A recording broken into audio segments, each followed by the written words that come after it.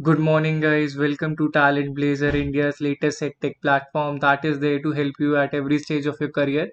Now, if you have been here, you know me. My name is Gaurav, and I am your teacher and mentor in this journey. And we have started a new series where we are covering paper 2 commerce, right? And in this, we'll be starting with unit 1. So, we will covering each unit one by one, and in today's video, we'll be covering unit 1 international business and external environment and business environment. Right so as you know अगर आपने commerce paper अपने under graduation या graduation या post graduation level में पढ़ा होगा तो आपको आइडिया होगा इस सब्जेक्ट के बारे में आपको पता होगा। अगर आपको यूजीसी नेट पेपर 2 के बारे में थोड़ा आइडिया नहीं है तो मैं बता देता हूँ। इसमें 10 यूनिट्स है, 10 यूनिट्स है, काफ़ी इंपॉर्टेंट है। हर एक यूनिट की काफ़ी इंपॉर्टेंस है। आप एक्सपेक्ट कर सकते हो 100 क्वेश्चन आते हैं टोटल। तो उसमें यू नो मेरे को ये लगता है every student has some background, उन्होंने कुछ ना कुछ तो पढ़ ही रखा है, because these are the thing you have learn in your under grade level and in your post grade level. तो ऐसा तो है नहीं कि बिल्कुल भी पढ़ के नहीं आए हो, but on the other hand many students there are दो स्टूडेंट्स उन्होंने काफ़ी उनका टचअप छूट चुका है और काफ़ी टाइम से अब स्विच करना चाहते हैं करियर, उन्होंने नहीं पढ़ा है, उनके लिए थोड़ा मुश्किल हो जाता है। सो वो डिफ़िकल्टी के देखते हुए ध्यान में रखते हुए we have been trying to start with new series जिसमें हम आपकी प्रिपरेशन कराएंगे, प्रीवियस ईयर क्वेश्चंस भी कवर अप करेंगे जिससे आपकी तैयारी काफ़ी अच्छी हो जाए और आप काफ़ी अच्छा स्कोर कर पाओ पेपर 2 में। राइट 10 यूनिट से 100 क्वेश्चंस आते हैं। ऐसा नहीं है कि पर यूनिट से 10 क्वेश्चंस आएंगे, ऊपर नीचे हो जाता है। एग्जैक्टली नहीं बता सकता कोई भी, हर आपके डिफरेंट सेट्स में तो डिफरेंट क्वेश्चंस आते हैं। ऐसे अप्रोक्सीमेटली कुछ 8 एवरेज लगा सकते हैं, 8 या 5 तो एवरेज उतना रहता है, ऊपर नीचे हो सकता है। But we have to conquer each and every unit, अच्छे से प्रिपेयर करना है एक सारी यूनिट्स को और उसके बाद definitely result will come in our favour, ऐसा होप करना है। Right so these are the subject you must be familiar when you will studying for undergrad and your post grad, इस सारे सब्जेक्ट्स को काफ़ी फेमिलियर होते हैं। बट अगर हम बात करें कॉमर्स एज अ सब्जेक्ट काफ़ी वाइड होता है, काफ़ी वास्ट होता है। इसमें आपके area accountancy B it, finance B it, marketing B it, business environment, तो काफ़ी सारा you know differ varied nature के सब्जेक्ट्स होते हैं। और अब मुझे काफ़ी स्टूडेंट्स का क्वेश्चन आता है, सर अगर मैंने पेपर 2 पढ़ रखा है तो मैं काफ़ी कॉन्फिडेंट हो जाता हूँ कि मैं यूजीसी नेट पेपर क्लियर कर लूंगा इजीली। राइट पेपर 1 पे ही ज़्यादा मेहनत करनी, पेपर 2 की ज़्यादा मेहनत करने की ज़रूरत नहीं है। वहाँ पे स्टूडेंट्स रॉन्ग हो जाते हैं। अगर आपको एसेस करना है अपने आप को कि आप कितने अच्छे से कर पाते हो पेपर 2 को, तो वहाँ पे आप क्या कर सकते हो। बच्चे कहते हैं कि सर हम अपने ग्रेजुएशन की या पोस्ट ग्रेजुएशन की मार्कशीट देखें, वहां से पता लगा पाए कि कौन सा हमारा स्ट्रॉन्ग एरिया है, कौन सा हमारा वीक एरिया है। तो आई वुड से दैट ये कोई मेजोरिटी एरिया नहीं है। आप ऐसे एक कॉन्क्रीट डिसीजन नहीं बना सकते अपनी मार्कशीट से, बिकॉज वहाँ पे जो एग्जामिनेशन का नेचर है वो काफ़ी डिफरेंट होता है और जो यहाँ पे एग्जामिनेशन का नेचर है वो काफ़ी डिफरेंट है। दोनों को आप मिक्स मत करना, एक जैसे नहीं है वो दोनों, ठीक है। तो आपकी मार्कशीट आपको एक आइडिया ज़रूर दे देगी, बट वो डेफिनेटली आपको एक क्लियर पिक्चर नहीं देगी। तो एक क्लियर पिक्चर के लिए हमें क्या करना चाहिए, आप दो मॉक टेस्ट। राइट आपको नहीं पता है कि आप कितने पानी में हो, कितना आपको अच्छे से आता है, कितना नहीं आता है, तो what you have to do is given at mock test. Mock test देना कहाँ है, कैसे देना है, उसके बारे में will discuss towards the end of the video, तो मेक श्योर करना आप वीडियो के एंड तक रुको। राइट अब मॉक टेस्ट से क्या होगा, आपको पता चलेगा what are my strong areas and what are my weak areas, and then you have to give time to them accordingly. Right ऐसा है कि इतना जब वास्ट सिलेबस हो जाता है, accounting, finance, marketing, business environment, taxation, law, तो उसमें प्रॉब्लम आती है। आपको पता ही नहीं लगता कि कौन सा इज माय राइट एरिया और राइट और स्ट्रॉन्ग और वीक एरिया। तो उसको पता करने के लिए you have to attempt mock test.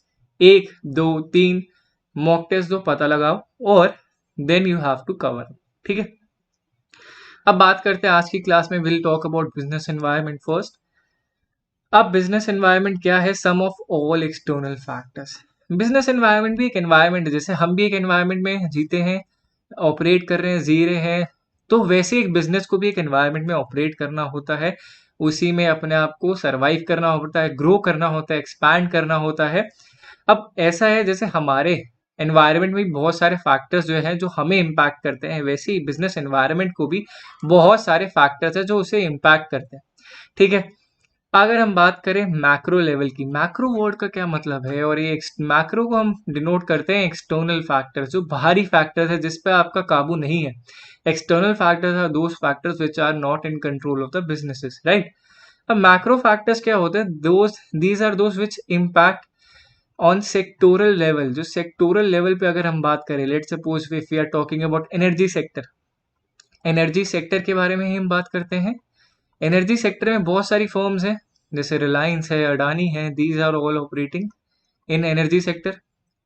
Now government come up with a rule, नया रूल लेके आ जाती है जिससे एक पूरे एनर्जी सेक्टर पे इम्पैक्ट होता है, तो सारे प्लेयर्स पे इम्पैक्ट पड़ेगा, ना कि सिर्फ एक इंडिविजुअल रिलायंस पे या फिर अदानी पे या फिर किसी और प्लेयर पे, एनएचपीसी। तो ये सारे क्या है कि आपके सेक्टोरल लेवल पे एक चेंज आता है, मैक्रो लेवल पे चेंज आता है कि हर किसी को चेंज बेयर करना पड़ता है, फेस करना पड़ता है प्रॉब्लम, या फिर अच्छा भी हो सकता है, बुरा भी हो सकता है, both of the possibilities are possible. ठीक है, मैक्रो एनवायरमेंटल फैक्टर्स इंक्लूड करता है such as political, economic, social and technological results. ठीक है, हमने अभी पॉलिटिकल की बात करी, पॉलिटिकल की बात, अगर हम पॉलिटिकल का एग्जांपल है, अगर लेट सपोज वो एनर्जी सेक्टर पे जीएसटी या टैक्सेशन कुछ भी अगर वो ऐड ऑन कर देंगे तो सारे कंपनीज को बेयर करना पड़ेगा ग्रंट। ऐसा नहीं है कि सिर्फ एक कंपनी पे, तो पॉलिटिकल से वो हो सकता है, या फिर पॉलिटिकल सेक्टर बोलता है कि आपको 200 यूनिट बिजली फ्री प्रोवाइड करवाएंगे, तो वो भी एक एक्ट कर सकता है। फिर हम बात करते हैं इकोनॉमिक सेक्टर, जो बिजनेस को इम्पैक्ट करता है, इसको थोड़ी डिटेल में भी पढ़ेंगे आगे। इकोनॉमिक फैक्टर्स में अगर हम बात करें, आपने पढ़ा होगा इंटरेस्ट रेट्स के बारे में, इन्फ्लेशन के बारे में। अब इंटरेस्ट रेट इन्फ्लेशन कैसे इम्पैक्ट करते हैं, अगर हम बात करें इंटरेस्ट रेट की, इंटरेस्ट रेट जैसे हम एक बिजनेस की भी बात करें तो उन्हें ऑपरेशंस के लिए दे रिक्वायर मनी, उन्हें भी वर्किंग कैपिटल रन करने के लिए, लॉन्ग टर्म के लिए लोन चाहिए होते हैं। तो अगर जो आपके इंटरेस्ट रेट्स है इफ दे आर हाई, तो काफ़ी सारे बिजनेसेस होते हैं वो थोड़ा हिचकते हैं लोन लेने से, दैट कि यार ये प्रॉब्लम हो सकता है, यहाँ पे इंटरेस्ट रेट बहुत ज़्यादा हाई है, तो we should look for other sources of finance, right. तो वो अपने आप की इक्विटी को डाइल्यूट कर लेंगे या कुछ और करेंगे, बट वो सोचते हैं कि इतना ज़्यादा पैसा इंटरेस्ट पे उठाना कुड बी रिस्की, राइट। तो वो उस रिस्क को अवॉइड करना चाहते हैं, और ऐसी चीज़ होती है, ऐसा है कि नहीं होता। फिर अगर हम बात करें इन्फ्लेशन की, अगर इन्फ्लेशन बहुत ज़्यादा है इकोनॉमी में, तो उससे क्या होता है, कंपनीज के साथ प्रॉब्लम ये हो जाती है कि उनको रॉ मटेरियल कॉस्ट बहुत महंगी पड़ रही होती है, लेबर कॉस्ट काफ़ी महंगी पड़ती है, और फिर उन्हें अल्टीमेटली या तो वो कंज्यूमर से उतना पैसा चार्ज करते हैं, या फिर गवर्नमेंट इंटरवेंशन की वजह से वो उतना पैसा चार्ज नहीं कर पा रहे, if we are talking about energy sector here. ठीक है, तो उसकी वजह से प्रॉब्लम्स हो जाती हैं इकोनॉमिक फैक्टर्स में। फिर अगर हम बात करें सोशल फैक्टर्स की, डिफरेंट कंट्रीज में डिफरेंट सोशल कल्चर्स होते हैं, आपको अपने आप को अडेप्ट करना पड़ता है। ठीक है, macro environmental factors may be, let's take an example of McDonald's, they don't serve vegetarian burgers across the globe, वहाँ पे इतना नहीं है, but while they have to be in India, they it has to be that way कि उन्हें vegetarian serve करना पड़ेगा, because the demand of the country is as such. ठीक है, तो वो सारा सोशल फैक्टर्स में आता है। फिर वहीं बात करते हैं टेक्नोलॉजिकल रिजल्ट्स की, अगर हम बात करें तो अब इसमें मैं एक होम ग्रोन एग्जांपल लूंगा, यूपीआई। अगर आपने देखा होगा, unified payment interface, this has been let's suppose you know have been a crazy discovery. अगर हम बात करें थोड़े कुछ सालों में हमारी गवर्नमेंट ने काफ़ी ज़्यादा डिजिटलाइजेशन पे पुश करा है, और उसका मेजर फ़ायदा यूपीआई ट्रांजैक्शन की वजह से हुआ है। यूपीआई ट्रांजैक्शन का फ़ायदा उठाते हुए काफ़ी लोगों को इसका फ़ायदा हुआ है, और across the globe first world countries are also looking up to India की इन्होंने इतना डिजिटलाइजेशन का फ़ायदा कैसे उठाया। अब बिजनेस एनवायरनमेंट्स में क्या होता है, जब भी आपकी टेक्नोलॉजी इंप्रूव होती है, वास्टली नई नई टेक्नोलॉजीज आती हैं, तो आपका एफिशिएंसी बढ़ती है, एफिशिएंसी बढ़ती है तो then you can produce more, then जब आप कॉस्ट भी रिड्यूस कर पाते हो एज बिजनेस एनवायरनमेंट, जब आपकी एफिशिएंसी बढ़ती है, राइट। तो इसीलिए ये जो हमारे सारे जो फैक्टर्स हैं, these are external factors which are not really in your hand. If the technological change is happening, then you also have to adapt accordingly. ऐसा नहीं है कि अगर यूपीआई इंटरफेस अगर हर कोई यूज कर रहा है, आप सिर्फ बोलो हम मैं सिर्फ कैश यूज करूंगा, नहीं। आपको भी करना पड़ेगा, then you have to change accordingly, right. फिर अगर हम बात करें माइक्रो एनवायरनमेंट की, माइक्रो होते हैं हमारे internal, micro environmental those are internal factors. अगर हम बात करें तो ये कौन कौन से हो सकते हैं, जैसे फर्म के सप्लायर्स, क्लाइंट्स, राइवल्स, ये तो छोटे छोटे फैक्टर्स है जो हमारे हाथ में या हमारे काबू में हो सकते हैं, उसको हम बोलते हैं इंटरनल फैक्टर्स माइक्रो एनवायरनमेंट में। जैसे फर्म का सप्लायर है, if you have been in touch with a single supplier, then that is your fault, because that supplier जो एक सिंगल सप्लायर है वो कभी भी उसके यहाँ पे कोई प्रॉब्लम आ सकती है जिसकी वजह से आपको आगे प्रॉब्लम फेस करनी पड़ सकती है। तो प्रॉब्लम्स के अवॉइड करने के लिए यू शुड हैव टू और more than two suppliers with you, ठीक है। क्लाइंट्स की अगर हम बात करें तो आपके क्लाइंट्स ने आपसे प्रोडक्ट बाय परचेज करना बंद कर दिया, they are moving to someone else who are providing the same product quality at a cheaper price, तो वहां पे भी आपके लिए प्रॉब्लम हो जाएगी, then you have to go at a price war. फिर आपके कॉम्पिटिटर्स जो राइवल्स हैं वो क्या स्ट्रैटेजी अडॉप्ट कर रहे हैं, वो क्या चीजें नई पॉलिसीज लेके आ रहे हैं, जिससे क्या चेंजेस हो रहे हैं मार्केट में, एनवायरनमेंट में, उसको भी आपको देखना पड़ेगा, उसके अकॉर्डिंग आपको चेंज करना पड़ेगा। नहीं करोगे चेंजेस तो आप पीछे रह जाओगे। तो these are also your micro environmental factors which are impacting your you know your growth, और ये आपके बिजनेस एनवायरनमेंट को इम्पैक्ट कर सकता है। बट अगर इसमें एक जो बहुत मिसिंग है माइक्रो एनवायरमेंटल फैक्टर्स, जो इंटरनल फैक्टर की बात करते हैं, इम्प्लॉयज। इम्प्लॉयज जो है वो मेक और ब्रेक कर सकते हैं किसी कंपनी को, because they are the human resource management, human resource asset हमारे बोले जाते हैं। तो वो अगर सही से काम कर रहे हैं, if they are working well, if they are not on strike, if they are working for the company and for the company, then definitely you'll see a boost in output। आप अच्छा environment प्रोवाइड करो, अच्छा पे provide करो, और worker जो हैं काफ़ी इंजॉय करें और काफ़ी काम पे ध्यान दें। So those are the factors which impact business environment. मैंने आपको मैक्रो लेवल पे बताया, आपको माइक्रो लेवल पे भी बताया कि क्या क्या जो फैक्टर्स है जो इम्पैक्ट कर सकते हैं। ये याद रखना, माइक्रो लेवल जो होता है एक पर्टिकुलर कंपनी को इम्पैक्ट करता है। जैसे अगर हम बात करें कि इम्प्लॉयज जो हैं रिलायंस कंपनी के स्ट्राइक पे चले गए, उससे अदानी ग्रुप को क्या फर्क पड़ेगा, उससे अदानी पावर्स को कोई फर्क नहीं पड़ेगा, because they are only suffering losses, Adani is fine. So we can not say that that is a macro factor. Macro factor का मतलब है बड़ा, on a larger scale, that is impacting each and everyone. While we are talking about micro factors, we are talking about a particular company or an industry, ठीक है। Difference याद रख लेना। अब मुझसे स्टूडेंट्स पूछते हैं कि सर इसमें हम समझ तो गए क्वेश्चन, ये मीनिंग क्या है, बट इसका ये पर्पस बताओ कि पेपर में कैसे आता है, ठीक है। तो पेपर में कैसे आता है, इसी बेस पे अगर मैं एक बारी आपको बताऊं क्वेश्चन कैसे आता है, मेरे को एक सेकंड है ना।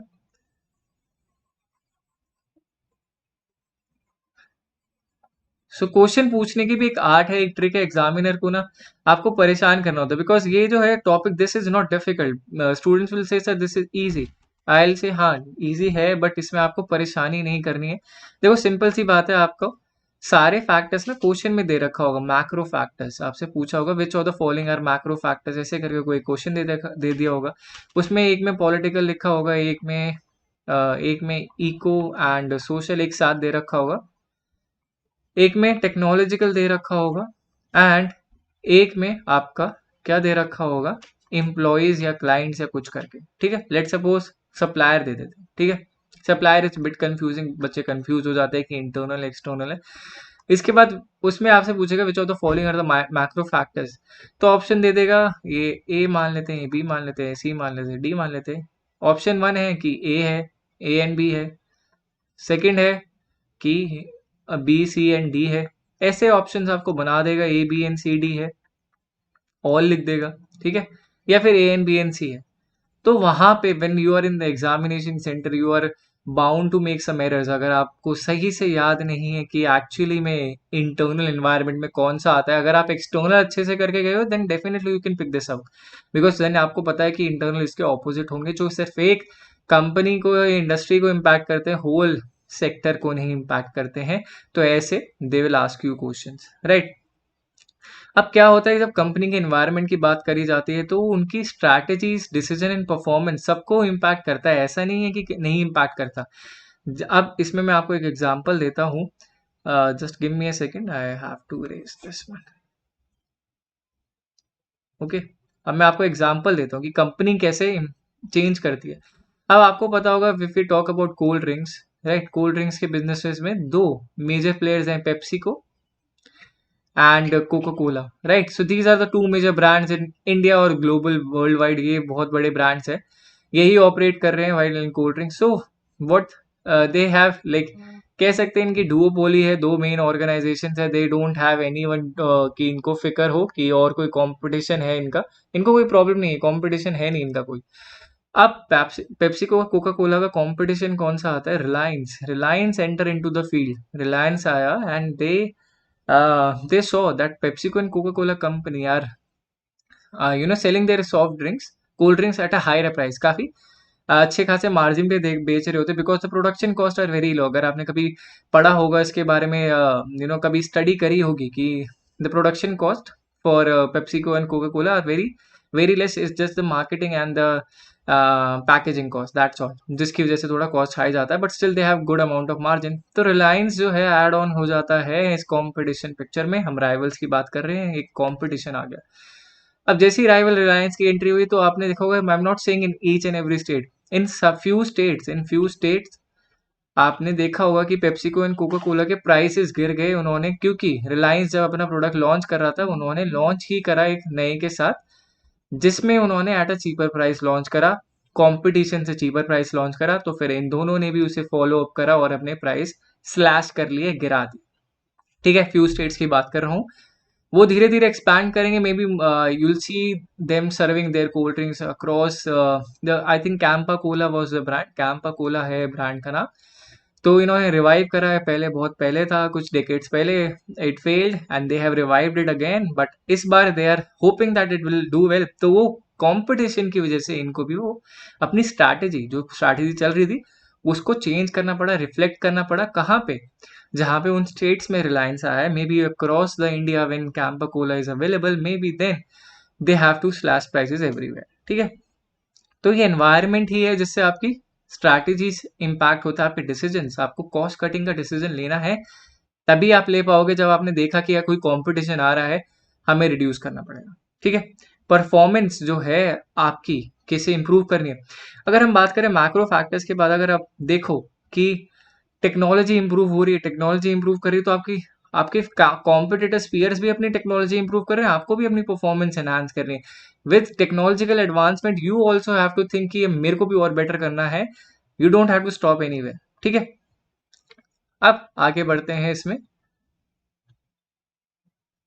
एलिमेंट्स और फैक्टर ऑफ बिजनेस एनवायरनमेंट की अगर हम बात करें, यही है जो हमने लास्ट स्लाइड में पढ़ा कि दो पार्ट्स में हम डिवाइड कर सकते हैं, macro and external environment, and then there is micro environment and internal environment as well. ठीक है, अभी हमने बात करी कि मैक्रो एनवायरनमेंट जो है कंसिस्ट करता है फैक्टर जो फर्म को इफेक्ट करते हैं, such as economic condition, political condition, technological result, social factors as well, right. फिर हम बात करते हैं माइक्रो एनवायरनमेंट। देखो एनवायरनमेंट से रिलेटेड है तो इसलिए this is the image and environment, because एक बिजनेस भी ना एनवायरनमेंट से ही रिसोर्सेज ले रहा है, वहीं से अपने रिसोर्सेज एक्वायर कर रहा है, उन्हीं रिसोर्सेज को यूज करके एक रॉ मटेरियल को फिनिश गुड में सप्लाई कर रहा है after all.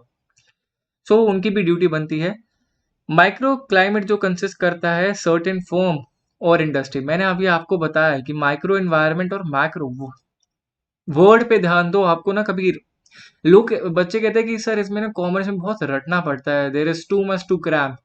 If you are able to learn the meaning of the words, then you don't have to cram much। ठीक है, मैं ऐसा नहीं कह रहा कि बिल्कुल नहीं करना पड़ता, बहुत कम करना है, बट वो परसेंटेज आपका क्रैमिंग का कितना कम कर सकते हो, that totally depends upon you कि आप कितना समझ रहे, राइट। तो माइक्रो क्लाइमेट और मैक्रो का क्लाइमेट की अगर हम बात करें, ये एक सर्टेन फर्म या इंडस्ट्री को इम्पैक्ट करता है, जबकि ये सबको इम्पैक्ट कर रहा है वहां पे। ओके, हमने अभी बताया राइवल, सप्लायर, क्लाइंट्स और एम्प्लॉयज जो हैं, ये आपके सारे के सारे माइक्रो इन्वायरमेंट को इम्पैक्ट करते हैं, और मैक्रो के हमने फैक्टर्स पढ़े, पॉलिटिकल, सोशल, टेक्नोलॉजिकल, इकोनॉमिक। ठीक है, अब चलते हैं नेक्स्ट स्लाइड्स पे, कैटेगरीज ऑफ बिजनेस एनवायरनमेंट की अगर हम बात करें, तो बिजनेस एनवायरनमेंट को दो तरीके से कैटेगराइज करा है, एक है हमारा इकोनॉमिक और दूसरा है हमारा नॉन इकोनॉमिक। अगर हम बात करें इकोनॉमिक और नॉन इकोनॉमिक में डिफरेंस क्या है, आई विल टेल यू। जो फर्म को फाइनेंशियली इम्पैक्ट करता है, ठीक है, फर्म को फाइनेंशियली इम्पैक्ट करता है उसको हम बोलते हैं इकोनॉमिक। जो डायरेक्ट फाइनेंशियल इम्पैक्ट नहीं करता, डायरेक्ट फाइनेंशियल इम्पैक्ट नहीं करता, उसको हम बोलते हैं नॉन इकोनॉमिक, ठीक है। अब economic setting of business consist of all economic factors that have potential, potential है इनमें कि इम्पैक्ट कर सकते हैं। This include things like interest rate, inflation, economic growth, economic condition, economic policies and the country economic system. अभी आप इन पे discuss करते हैं वन बाय वन की एग्जैक्टली क्या क्या है, ठीक है। हम बात करते हैं इंटरेस्ट रेट की, जस्ट अ सेकेंड। हम बात करते हैं इंटरेस्ट रेट की। आपने देखा होगा कि लेट सपोज अगर बैंकों का, आरबीआई जो है आपके इंटरेस्ट रेट्स को गवर्न करती है, वो बोलती है कि जब उन्हें लगता है कि इंटरेस्ट रेट बढ़ा देने चाहिए, कम कर देने चाहिए, अकॉर्डिंग टू इकोनॉमिक कंडीशंस हम बात करते हैं। होता क्या है, इंटरेस्ट रेट हम किसकी बात करें, लोन्स के इंटरेस्ट रेट की बात कर रहे हैं। जब लोन पे इंटरेस्ट रेट बढ़ जाता है, लोन पे इंटरेस्ट रेट बढ़ जाता है तो वो क्या करते हैं, वो डिस्करेज करते हैं कि आप लोन्स कम लो, आप अपना इन्वेस्टमेंट, आप स्पेंडिंग जो है वो उसको हम कम करना चाहते हैं। लोन पे इंटरेस्ट रेट आपने बढ़ा दिया है तो उससे क्या है, आपकी स्पेंडिंग कम हो जाती है। लोग लोन लेना जनरली कम कर देते हैं। फिर उसके बाद क्या करते हैं, गवर्नमेंट जो बैंक है, वो बैंक उसको करती क्या है, वो वहां पे आपको एफडी एंड इन सब पे जो डिपॉजिट्स है उन पे हायर रिटर्न देती है, क्योंकि वो चाहती है आप स्पेंडिंग ना करो, आप बैंक में डिपॉजिट कर दो पैसा, आप स्पेंडिंग मत करो, आप बैंक में डिपॉजिट करो पैसा, ठीक है। ये किस लिए करती है, परचेजिंग पावर, मनी सप्लाई को रोकने के लिए इकोनॉमी में, कि भाई इन्फ्लेशन को और ज्यादा पुश ना मिले, इन्फ्लेशन और बढ़े ना, तो हम क्या कर सकते हैं, लोन पे इंटरेस्ट रेट बढ़ा दो और सब किससे क्या होगा, स्पेंडिंग जो है वो कम हो जाएगी। फिर उसके बाद अगर हम बात करते हैं इन्फ्लेशन की ही हम बात करें, और इसका वाइसा वर्सा भी होता है जिसमें हम लोन पे, जस्ट अ सेकंड मैं ये भी एक्सप्लेन कर देता हूँ आपको, पूरा टोटल एक्सप्लेन कर देता हूँ अभी। लोन पे इंटरेस्ट रेट आपने क्या कर दिया है, कम कर दिया, जिससे स्पेंडिंग क्या है लोगों की बढ़ जाएगी। लोग क्या करेंगे, स्पेंड ज्यादा करेंगे, लोन लेंगे, home loan, house loan, car loan, ये सारे लोन ज्यादा लेने लगेंगे। उसके बाद अगर हम बात करें, एफडी के रेट्स जो हैं वो भी गिर जाते हैं, लोगों को वो डिस्करेज कर रहे हैं कि आप पैसा मत रखो बैंक में, स्पेंड मोर। मोस्ट लाइकली आप जब इकोनॉमी में स्पेंड ज्यादा करते हो, इकोनॉमी ग्रोथ ज्यादा होती है, वो चाहते ही नहीं है कि आप ज्यादा रखो। अब ये मनी सप्लाई बढ़ाने का तरीका होता है ग्रोथ में। जब हम बोलते हैं कि स्लो ग्रोथ से बढ़ रही इकोनॉमी, तो थोड़ा फास्ट पेस कैसे करें, आप इंटरेस्ट रेट घटा दो, स्पेंडिंग बढ़ जाएगी ऑटोमेटिकली, और एफडीज के भी रेट्स गिर जाते हैं, तो that is what you will see, ठीक है। अब बात करते हैं किसकी, अब बात करते हैं हमारे इन्फ्लेशन की। अगर हम बात करें, जस्ट अ सेकेंड, इन्फ्लेशन, ठीक है, इन्फ्लेशन एक बहुत बहुत फेमस कंसेप्ट है, I hope everyone is aware about it, और आप सबने पढ़ा ही होगा because you are from commerce background. तो इन्फ्लेशन की अगर हम बात करें, महंगाई दर बोलते हैं किस रेट से हमारे यहाँ पे प्राइसेस इंक्रीज हो रहे हैं ऑफ गुड्स, जो हम हमारे यहाँ पे इंडियन गवर्नमेंट जिन्हें कंसिडर करती है दीज आर क्रूशल गुड्स और इंपॉर्टेंट गुड्स, ठीक है। तो इन्फ्लेशन में अगर हम बात करें कैसे इंपैक्ट करता है बिजनेस एनवायरनमेंट को, अगर हम एक कंट्री का एग्जांपल लेते हैं, जैसे लेट सपोज पाकिस्तान। ये कंट्री का है, इन्फ्लेशन जहाँ पे बहुत ज्यादा हाई है, वहां पे बिजनेस एनवायरनमेंट बहुत ट्रबलफुल है। क्यों, क्योंकि अगर आपका रॉ मटेरियल की कॉस्ट बढ़ जाती है, आपकी रॉ मटेरियल की कॉस्ट बढ़ जाती है, आपकी प्रोडक्शन कॉस्ट बढ़ जाएगी, आपके फिनिश गुड की कॉस्ट बढ़ जाएगी, और जो आपका बायर है उसकी परचेजिंग पावर जो है वो गिरते जा रही है, बिकॉज इन्फ्लेशन बहुत ज्यादा है, और अल्टीमेटली आपका बिजनेस जो है लॉस की तरफ बढ़ता जाएगा, ठीक है। आपका लॉस में जाएगा बिजनेस। क्यों, अगर हम बात करें इन्फ्लेशन बहुत ज्यादा है, इन्फ्लेशन बहुत ज्यादा है तो उसका प्रॉब्लम क्या है, रॉ मटेरियल की कॉस्ट ज्यादा हो गई, उसकी वजह से परचेजिंग कॉस्ट ज्यादा होगी, उसकी वजह से फिनिश गुड की कॉस्ट ज्यादा हो गई है, और उसके बाद आपका परचेजिंग पावर कम हो गई है, और लॉस में जा रही है आपकी कंपनी। तो आपका इकोनॉमिक एनवायरनमेंट अच्छा नहीं है, स्टेबल नहीं है, लोग वहां पे नहीं रुकेंगे, उन्हें नहीं रहना, उनको लगता है यहाँ पे रहेंगे, स्टेबल तो होगी नहीं, इन्फ्लेशन ज्यादा है और बढ़ता रहा तो हमारा तो बिजनेस बंद हो जाएगा, हमें कोई फायदा नहीं होगा यहाँ पे ऑपरेट करने, because ultimately every business want to earn, उनका सोल मोटो है प्रॉफिट मैक्सिमाइजेशन, अगर वो नहीं हो रहा है तो फिर कोई फायदा ही नहीं, राइट। अब इसके बाद में बहुत काउंटर सवाल आते हैं बच्चों के, सर कि is inflation really that bad, मतलब इन्फ्लेशन होना नहीं चाहिए, with whether we should support deflation. तो इसका सिंपल सा आंसर है that inflation at a steady pace is required. ठीक है, inflation at a steady pace is required, because क्या होता है, अगर आप इन्फ्लेशन जो है अगर स्टेडियर पेस पे है, जस्ट अ सेकेंड, अगर आपकी इन्फ्लेशन स्टेडियर पेस पे है तो उससे क्या हो रहा है कि लोगों की सैलरीज भी बढ़ रही हैं, जो लोगों की परचेजिंग पावर है वो भी बढ़ रही है, और जो आपका जो कॉस्ट ऑफ गुड्स है वो उतनी तेजी से नहीं बढ़ रहा, वो बढ़ रहा है बट इतना प्राइस से नहीं, मतलब अगर लोगों की सैलरी इन जनरल इतनी बढ़ रही है कि वो जो कॉस्ट ऑफ गुड्स जो इंक्रीज हो रहे हैं उसको वो इजीली एक्यूमुलेट कर ले, अकोमोडेट कर ले, then definitely that inflation is fine. उस इन्फ्लेशन को we can say decent inflation, and that inflation is necessary required, because आपकी कंट्री और इकोनॉमी को ग्रो करना है, स्टेबल नहीं हो।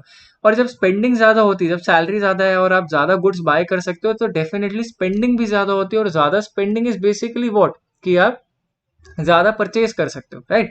So this is what salary, purchasing power, cost of goods and the inflation concept means, and that impacts business environment.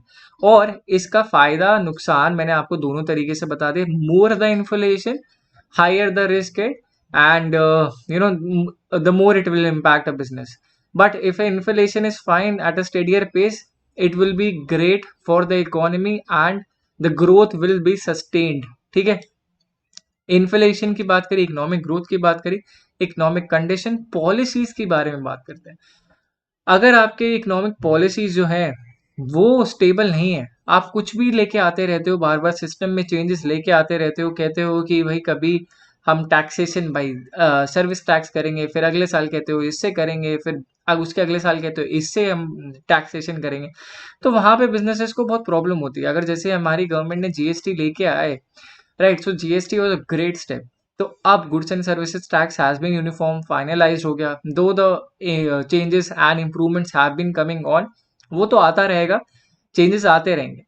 But अब as a businessman you know कि GST is a umbrella tax, कि इसमें सारे taxes cover हो रहे हैं। पहले आपको वैट देना पड़ता था, ये सेल्स टैक्स देना पड़ता था, इतने सारे टैक्सेस में कम्बरसम हो जाता है, बिजनेसेस को डिफिकल्टी होती है टू ऑपरेट। ठीक है, अब बात करते हैं नॉन इकोनॉमिक एनवायरनमेंट को, जिसका डायरेक्टली फाइनेंशियल इम्पैक्ट नहीं पड़ता है। ठीक है, अब बात कर रहे हैं नॉन इकोनॉमिक एनवायरनमेंट पे। ठीक है, अब इसमें क्या क्या इंक्लूड होता है, पहला है सोशल ट्रेंड। जो भी सोशल ट्रेंड है, अगर हम बात करें सोशल ट्रेंड में, अगर आपने देखा होगा कि लोगों को आजकल they are more into funkier clothes, not into the old old looks, right. तो अब क्लासिक लुक्स की जगह अगर फंकियर क्लोथ्स ज्यादा बिक रहे हैं, तो as a businessman you have to adopt and change your model accordingly. आप उस पर नहीं स्टिक कर सकते कि नहीं नहीं मेरा तो इसमें ही हाथ बैठा हुआ है, this is the way I will proceed ahead. You have to change according to the social trends, only then you will be accepted by the consumers, right? As a businessman you have to hear what the consumer are asking for। ऐसा नहीं है कि आप बना दोगे तो consumer will buy it from you only, ऐसा नहीं है, राइट। तो सोशल ट्रेंड को अडॉप्ट करना है, जो भी ट्रेंड चल रहा है उसके according you have to change, make changes in your businesses, right. अब उसके बात करते हैं पॉलिटिकल स्टेबिलिटी की, बहुत बात कर दी जाती है कि पॉलिटिकल स्टेबिलिटी की इतनी क्या जरूरत है। See, every political party comes with their own pros and cons, हर किसी के अपने प्रोज एंड कॉन्स है। So generally what usually happens is one party is ruling and the other party is in opposition, so they always reject their decision making. जो भी वो policy making करते हैं वो हमेशा उसको रिजेक्ट करते हैं कि नहीं नहीं this is not good, this is not good, right. So if let's suppose हम एग्जांपल लेते हैं, I am not naming anyone, तो अगर एक पार्टी है C and then they lose it next election, फिर एक बी बनती है party, when then C again comes, then there is B again.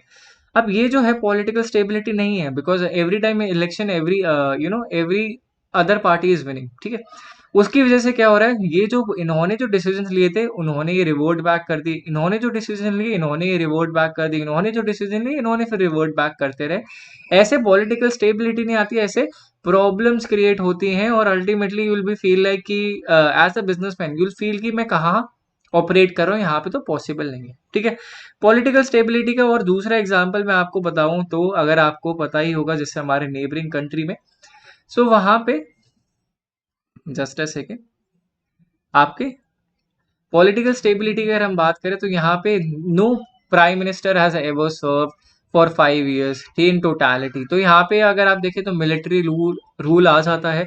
अब वहां पे अब पॉलिटिकल स्टेबिलिटी नहीं है ना, तो आपको प्रॉब्लम होगी कि if you are saying that we are preaching democratic rights and then democracy follow up नहीं करी जाती, मिलिट्री रूल का प्लेस आ जाता है, then businesses will fear to operate in those regions. They will be like, this is not done, this is not how things should be doing, और this is not where I want my businesses to operate, ठीक है। फिर हम बात करते हैं environmental regulations की। देखो, अब एनवायरमेंटल एक्ट है, इंडिया में भी एनवायरमेंटल एक्ट है, उसमें अमेंडमेंट्स होती रहती हैं, that is there and that is fine. But जब आप एनवायरमेंटल रेगुलेशंस लाते हो, make sure that it is fair and transparent to everyone, ठीक है। Fair and transparent to everyone, ऐसा ना हो कि आपकी environmental regulation is particular to foreign companies and जो आपके प्राइवेट प्लेयर्स हैं जो इंडिया में है, जिसको आप बेनिफिट करना चाहते हो, उनके पास आप you are giving them bit more relaxation. तो वो चीज़ों का प्रॉब्लम है, वो चीज़ें नहीं होनी चाहिए एक बिजनेस एनवायरनमेंट को ऑपरेट करने में। They don't want that, fair and transparent competition is what is the need of the hour, ऐसा होना चाहिए। And definitely India is working towards, काफ़ी ज़्यादा हमने अडॉप्ट करा है फेयरनेस अपनी पॉलिसी में, ट्रांसपेरेंट है अपनी पॉलिसीज में। So that is what that is what is attracting so much investment in India, ठीक है। Now if you want to prepare for UGC NET paper one, ऐसा नहीं है कि सिर्फ पेपर 2 से ही आपका क्लियर होगा JRF, you have to prepare for paper one. मैंने पेपर वन पे पूरी एक सीरीज बना रखी है, that you can definitely go and watch it if you want, like if you are not prepared well, अच्छे से प्रिपेयर नहीं करा है तो डेफिनेटली आप दे सकते हो वॉच। इसमें you can claim essential for your UGC NET paper one unit 5 and for other units as well. What you have to do is basically WhatsApp on this number 9873907600 for absolutely free, आपको message करना है and you can claim ebook. Ebook में क्या है, ऐसा नहीं है कि कुछ 2-3 पेजेस है, 5-6 पेजेस है, everything is mention in detail, explanation काफी अच्छे तरीके से क्या आपको पढ़ना चाहिए, एग्जाम रेलेवेंट है, तैयारी करने के लिए क्वेश्चंस भी है, everything is there. So definitely you can buy, you not buy, you can get it for free, just text it on WhatsApp on this number, and for all the units, not particularly for this one but for all the units of your paper one, you can do the same, ठीक है। अब now thank you all for joining, I hope you like this video, आपको पसंद आया video का content, अगर आया है तो make sure that you do subscribe to the video, do subscribe to the channel and like the video and share this video with your friends as well, those who are preparing for this examination, right. तो ये जरूरी है करना, and subscribe करना क्यों जरूरी है, because I will be covering up with another video on this particular unit where we will covering more interesting topics इसी यूनिट पे, और then we will covering more questions as well, काफी question answers भी देखेंगे, हर चीज cover करी जाएगी, but for that you have to subscribe to the channel. And if you haven't download the Talent Blazer app from the Play Store, download the same, the link for the same will be mentioned in the description below, description में होगी link. अब इसका फायदा क्या है, आपको play store से app मिल जाएगी, ऐप पे you can get everything for your, as I said, मैंने इनिशियली आपको बताया था ना मॉक टेस्ट देना चाहिए, मॉक टेस्ट कहाँ से प्रिपेयर कर पाओगे, मॉक टेस्ट आप प्रिपेयर कर पाओगे टैलेंट ब्लेजर की ऐप से। तो आप मॉक टेस्ट दो, फ्री है मॉक टेस्ट, अपने आप को एनालाइज करो, फिर then you can be at a better stage कि मैं कितना अच्छा हूँ, कौन से एरियाज मेरे अच्छे हैं, कौन से एरियाज मेरे वीक हैं, so that all can be done through talent blazer app. तो मेक श्योर आप डाउनलोड करो वो आप, and that is also for free, तो उसमें भी कोई चार्जेस नहीं है, right. So thank you all for joining, make sure that you do subscribe, and we'll see you in the next video.